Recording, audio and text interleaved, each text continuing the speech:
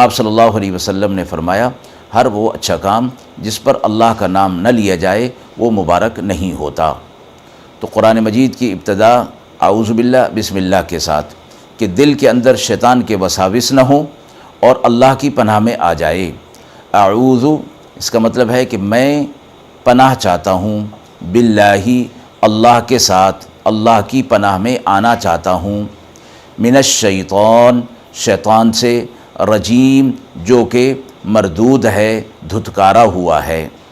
یہ بھی دراصل ایک دعا ہے، اللہ رب العزت سے یہ دعا کی جا رہی ہے کہ اب میرے دل کے اندر کوئی وساوس نہ آئیں اور کوئی پریشانی نہ آئے، میں قرآن مجید کی تلاوت کی طرف جا رہا ہوں اور اس کو سمجھنے کے لیے جو کتاب ہدایت ہے اس کی طرف جا رہا ہوں، تو اللہ رب العزت کی پناہ میں آ گیا۔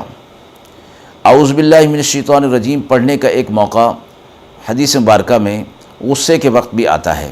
فرمایا کہ چونکہ غصہ جو ہے یہ شیطان کے اثرات سے ہوتا ہے، اس لیے اعوذ باللہ من الشیطان الرجیم پڑھ لینا اس غصے کو دور کر دیتا ہے۔ اور اس غصے کے دور کرنے کے لیے اور بھی طریقے احادیث میں بتائے گئے ہیں۔ فرمایا گیا کہ وضو کر لیا جائے اور اپنی کیفیت کو بدل لیا جائے، بیٹھا ہے تو کھڑا ہو جائے، کھڑا ہے تو بیٹھ جائے، بیٹھا ہے تو لیٹ جائے، اپنی کیفیت کو بدل دینے سے بھی غصے کی حالت دور ہو جاتی ہے۔ بہرحال قرآن مجید کی تلاوت کے لیے اعوذ باللہ اور بسم اللہ دونوں ضروری ہیں۔ اعوذ باللہ کا ترجمہ پیش ہو گیا، بسم اللہ الرحمن الرحیم۔ بسم اللہ دراصل اللہ کا نام، اور اس میں جو با ساتھ شامل کی گئی ہے اس کا معنی ساتھ کا ہوتا ہے، یعنی ساتھ اللہ کے نام کے ساتھ، الرحمن جو کہ رحمان ہے، الرحیم جو کہ حد درجہ رحم کرنے والا ہے۔ اس میں شروع کا لفظ ترجمے کے اندر لکھا ہوتا ہے لیکن الفاظ میں شروع کا لفظ نہیں، صرف با کا لفظ ہے جس کا معنی ساتھ کا ہوتا ہے۔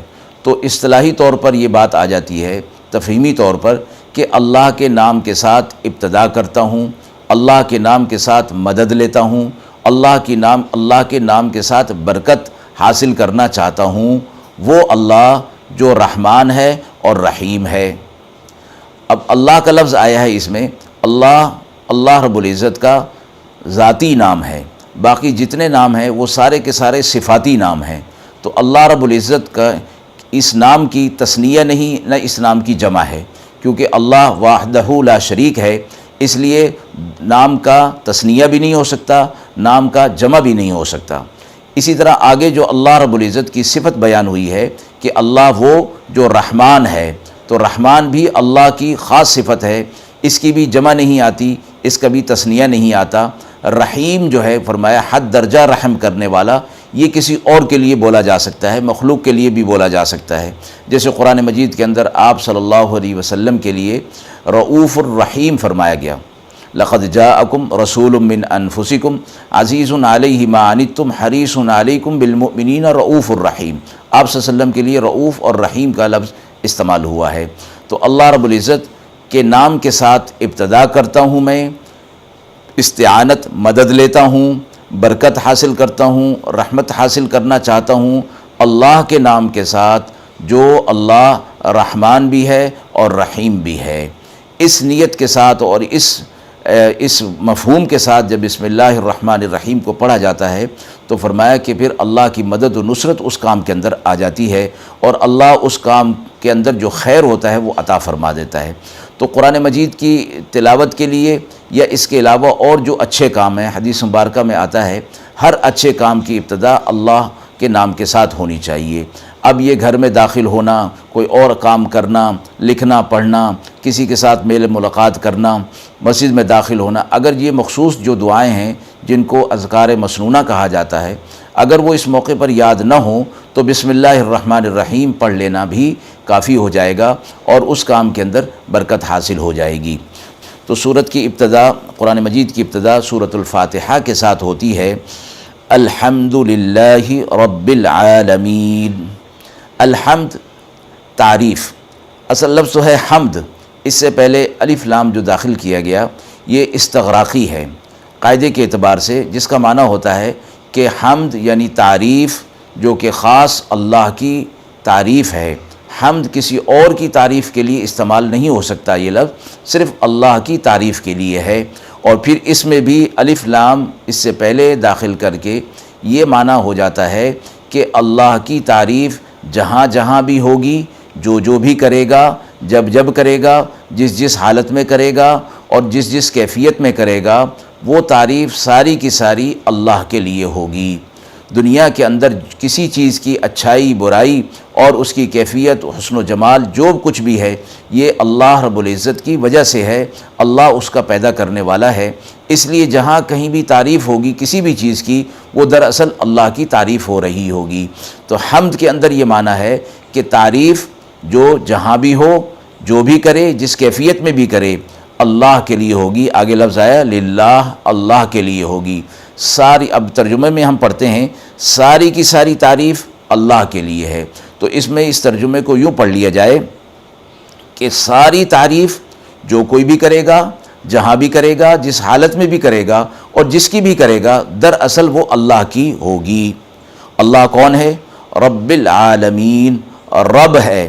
رب کا معنی تربیت کرنے والا، پرورش کرنے والا، نشوونما کرنے والا، اور وہ اللہ کے علاوہ اور کوئی نہیں۔ مخلوق کو پیدا کر کے اس کی تربیت بھی کرتا ہے، اور تربیت کے سارے اسباب بھی اللہ نے پیدا کیے ہیں۔ تو رب ہے یہ عالمین کا۔ کتنے عالم ہیں دنیا کے اندر؟ فرمایا 36,000 عالم ہیں، اور ان کے اندر جو مخلوقات جس کیفیت کے اندر پائی جاتی ہیں، اور ان کی نشوونما اور ان کی تربیت اور ان کو پروان چڑھانا، اس کے لیے جو وسائل درکار ہیں، وہ اللہ رب العزت ہی ان کو فراہم کر رہا ہے۔ اب اللہ کی تعریف کیوں نہیں بنے گی کہ ہر عالم کے اندر جو مخلوق ہے اس کو وہ رزق بھی پہنچا رہا اور اس کی ضروریات کی تمام چیزوں کا ذمہ دار ہے۔ تو ایسا رب جو عالمین کی تربیت کر رہا ہو، وہ اللہ ہے، اور اس کی تعریف پھر کیوں نہیں ہوگی؟ ساری تعریف پھر اسی کے لیے ہوگی۔ آگے الرحمن، اسی رب کی تعریف، اسی اللہ کی تعریف ہے۔ پہلی تعریف یہ بتائی کہ وہ رب ہے عالمین کا، دوسری تعریف اللہ کی یہ بتائی کہ وہ رحمان ہے۔ رحمان رحم کرنے والا، رحیم حد درجہ رحم کرنے والا، سب سے زیادہ رحم کرنے والا۔ دنیا کے اندر اللہ رب العزت کی یہ صفات سب سے زیادہ نمایاں ہیں کہ باوجود اس کے کہ بندے اس کی نافرمانی اور گناہ میں لگے ہوئے ہیں، لیکن وہ رحمان اور رحیم ذات ان کو فوری طور پر پکڑ میں نہیں لاتا، فوری طور پر عذاب نازل نہیں کرتا، بلکہ ان کو ڈھیل دیتا ہے، مہلت دیتا ہے کہ وہ اپنی گناہوں والی زندگی کو چھوڑ کر اللہ کی طرف رجوع کریں۔ تو یہ رحمان اور رحیم ہونے والی صفت موجود ہے۔ چوتھی صفت بیان فرمائی مالک یوم الدین، مالک ہے روز جزا کا، اس دن کا، قیامت کے دن کا کہ جس دن فیصلہ ہونا ہے، حشر کا دن کہ جس دن عدل کا ترازو اور انصاف کا ترازو قائم کیا جائے گا۔ اللہ رب العزت اس دن کا مالک ہے۔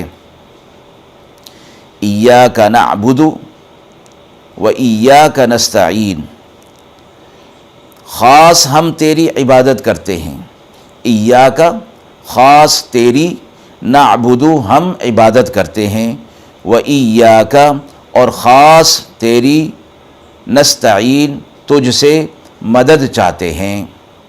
اب یہ آیت دراصل بندے کی طرف سے اللہ کے حضور میں ایک بندگی اور عاجزی اور انکساری کا اظہار ہے۔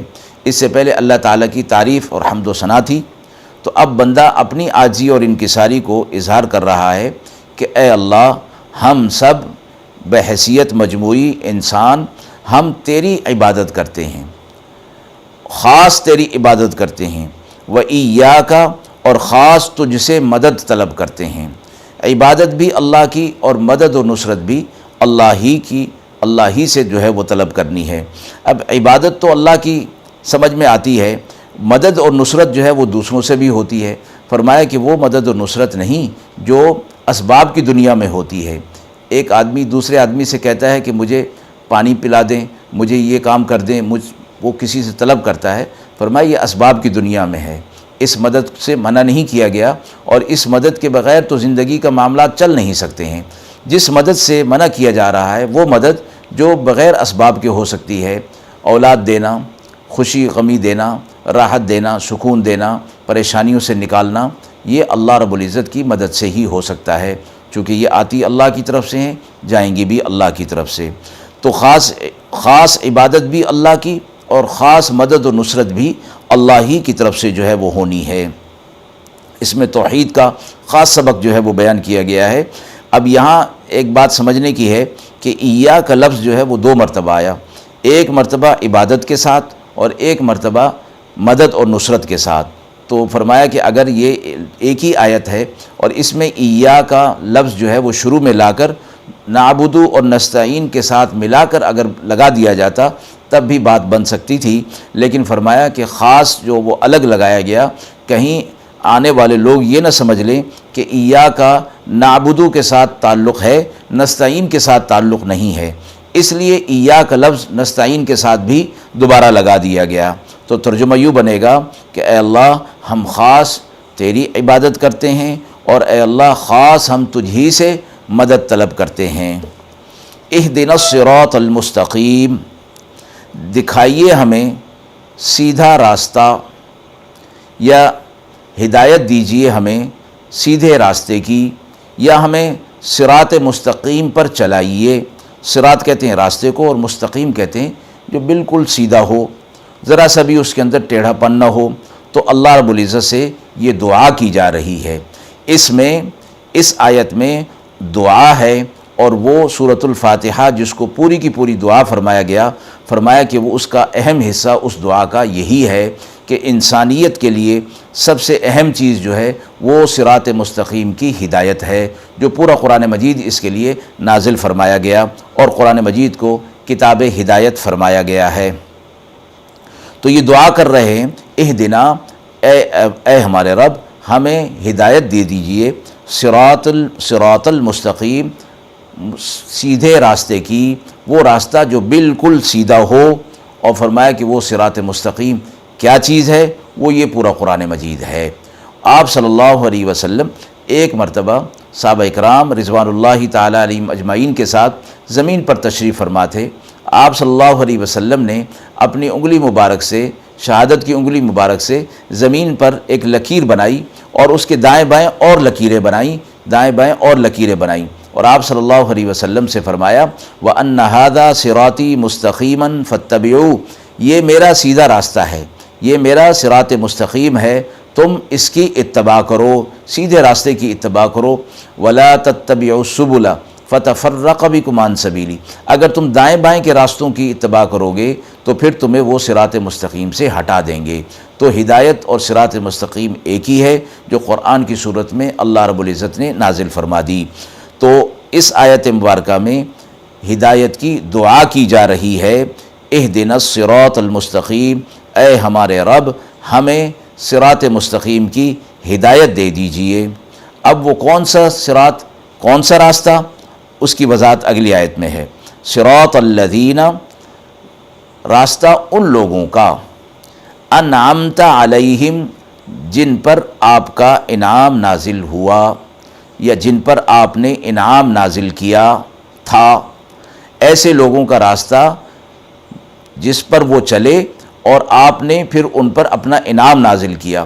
وہ صراط مستقیم پر چلنے والے لوگ تھے اور چل پڑے، چلے تو آپ نے ان پر اپنا انعام نازل کر دیا، ایسے لوگوں کا راستہ ہمیں دکھا دیجئے۔ غیر المغضوبی، اور نہ ان لوگوں کا راستہ، غیر کا معنی نہ ان کا، المغضوب علیہم، جن پر آپ کا غضب نازل ہوا۔ اب جیسے انعمت علیہم، جن پر آپ کا انعام نازل ہوا، المغضوب علیہم، جن پر آپ کا غضب نازل ہوا۔ تو الذین انعمت علیہم کا ان لوگوں کے راستے کی دعا کی جا رہی ہے جن پر انعام ہوا، اور ایسے لوگوں کے راستے سے پناہ مانگی جا رہی ہے جن پر اللہ کا غضب نازل ہوا، مغضوب ہوئے وہ لوگ۔ ولا الضالین، اور نہ وہ لوگ کہ جو گمراہ ہو گئے، یعنی نہ ان لوگوں کے راستے پر جو راستے سے پھٹک گئے، گمراہ ہو گئے، ہمیں ان کا راستہ نہیں چاہیے۔ اے اللہ ہمیں آپ کے انعام یافتہ بندوں کا راستہ چاہیے۔ اس آیت مبارکہ میں صراط الذین انعمت، یہ تا کے اوپر جو زبر آیا ہے اس کا مطلب یہ ہوتا ہے کہ جن پر آپ نے انعام نازل کیا۔ اگر اس کو پڑھا جائے انعمت تو اس کا مطلب ہوگا جن پر میں نے انعام کیا۔ تو یہ قرآن مجید کی وہ آیات میں سے وہ جگہ اور ان مقامات کو جاننا تلاوت کرنے والے کے لیے انتہائی ضروری ہے۔ ہو سکتا ہے کہ بے دہانی میں وہ زبر کی جگہ زیر کی جگہ زبر اور پیش جو ہے وہ پڑ جائے تو معنی اور مفہوم کے اندر تبدیلی ہو جائے گی۔ جیسے یہاں پر ہے کہ انعمتا کا معنی اے ہمارے رب جن پر آپ نے انعام نازل کیا۔ اگر انعمتو پڑھیں گے تو اس کا مطلب ہوگا جن پر میں نے انعام نازل کیا۔ تو یہ دائرہ اسلام سے خارج ہونے والی بات ہے کہ وہ لوگ صراط مستقیم کی ہدایت جو ہے وہ تو اللہ کی طرف سے ہے، تو یہ اس کی نسبت اپنی طرف جو ہے وہ نہیں کی جا سکتی۔ اس لیے یہاں پر اس چیز کا خیال رکھنا ضروری ہے۔ صراط الذین انعمت علیہم، ان لوگوں کا راستہ ہمیں چاہیے کہ جن پر آپ کا انعام نازل ہوا، اور ایسے لوگوں سے ہم پناہ میں آتے ہیں، آپ کی پناہ میں آتے ہیں جن پر آپ کا غضب نازل ہوا۔ ایسوں کے راستے پر ہم نہیں چلنا چاہتے، اور جو گمراہ ہو گئے تھے اللہ ہمیں ان کے راستے پر بھی نہیں چلنا، ہمیں تو صراط مستقیم پر چلنا ہے۔ آخر میں آمین اس پر کہا جاتا ہے۔ احناف امام ابو حنیفہ فرماتے ہیں کہ چونکہ آمین جو ہے وہ اس قرآن مجید کا حصہ نہیں اور نہ اس کے بعد کا کوئی حصہ ہے، اس لیے آمین زور سے نہیں کہا جا سکتا، آمین آہستہ کہی جائے گی۔ البتہ تلاوت کے دوران اگر آمین زور سے کہہ لے تو کوئی حرج نہیں۔ نماز کے اندر آمین کہنی ہے لیکن ہلکی آواز میں، امام بھی اور مقتدی دونوں ہلکی آواز میں کہیں گے، لیکن اس کو تفرقے کا اور مسلک کا موضوع نہیں بنانا چاہیے کہ اس کی وجہ سے جو ہے وہ ایک دوسرے کے ساتھ نفرت ہو جائے۔ اگر زور سے آمین کہہ بھی لی اور نہیں بھی کہی تو کوئی حرج نہیں، اس میں نماز میں کوئی فرق پڑنے والا نہیں ہے۔ اس کی وجہ سے کہ وہاں آمین زور سے ہوتی ہے نماز پڑھنا چھوڑ دیا جائے، یا وہاں آمین کہتے نہیں وہاں نماز پڑھنا چھوڑ دیا جائے، یہ چیز جو ہے بالکل مناسب نہیں ہے، تفرقے کا باعث ہے۔ جہاں آمین زور سے ہو رہی ہے وہ بھی ٹھیک ہے، جہاں آمین ہلکی ہو رہی ہے وہ بھی ٹھیک ہے، سب نماز اللہ کے لیے ہو رہی ہے، اور جو ہلکا آمین کہہ رہا ہے وہ بھی اللہ کے لیے آمین کہہ رہا ہے، جو زور سے کہہ رہا ہے وہ بھی اللہ کے لیے آمین جو ہے وہ کہہ رہا ہے۔ اس چیز کو تفرقے کا باعث نہیں بنانا چاہیے۔ ایک اجمالی طور پر دوبارہ دیکھ لیجئے، الحمد ساری کی ساری تعریف اللہ کے لیے، ساری تعریف جہاں کہیں بھی ہوگی، جو کوئی بھی کرے گا جس کیفیت میں کرے گا، للہ اللہ کے لیے ہوگی۔ رب العالمین، اللہ وہ ہے جو رب ہے تمام عالمین کا، الرحمن وہ رحمان بھی ہے رحیم بھی ہے، اور یوم جزا کا قیامت کے دن کا وہ مالک ہے۔ اے ہمارے رب خاص ہم تیری عبادت کرتے ہیں، اور اے ہمارے رب خاص ہم تجھی سے مدد چاہتے ہیں، ہمیں صراط مستقیم کی ہدایت عطا فرما دیجئے۔ وہ صراط مستقیم ان لوگوں کا صراط راستہ جن پر آپ کا انعام نازل ہوا اور وہ انعام یافتہ بندے تھے آپ کے، نہ ان لوگوں کا راستہ جو مغضوب ہوئے جن پر آپ کا غضب نازل ہوا اور جو گمراہ ہو گئے اپنے راستے سے، ہمیں ان کا راستہ نہیں چاہیے۔ آمین آمین یا رب العالمین۔